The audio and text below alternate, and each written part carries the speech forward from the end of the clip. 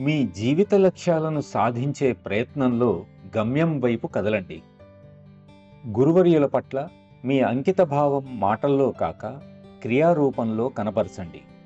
వారి పట్ల మీకున్న ప్రేమ ఆవేశంగా కాక వారు నిర్దేశించిన కార్యం వాస్తవమయ్యేటట్లు చేయండి. వారు పథకాలను రూపొందిస్తారు, మనం వాటిని అమలుపరచాలి. అవి భవిష్యత్తులో నిజమవుతాయి. మీ అందరికీ నా సహాయ సహకారాలు అందించవలసిన బాధ్యత నాపై ఉన్నది.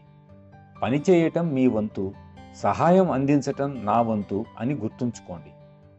కార్యసాధన వారి బాధ్యత కాదు, ఆ బాధ్యత మనది. వారు మార్గాన్ని చూపుతారు, ఆ మార్గం వెంట మనం వెళ్ళాలి.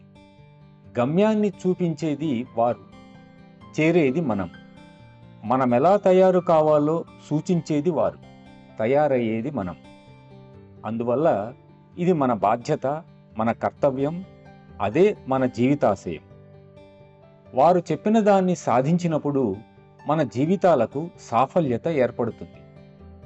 ఆధ్యాత్మికత అనేది ఒకరి సొత్తు కాదు, ఏదో దేశానికి సంబంధించినది కాదు, ఏదో ఒక ప్రజలకు చెందినది కాదు. ఇది అందరిది.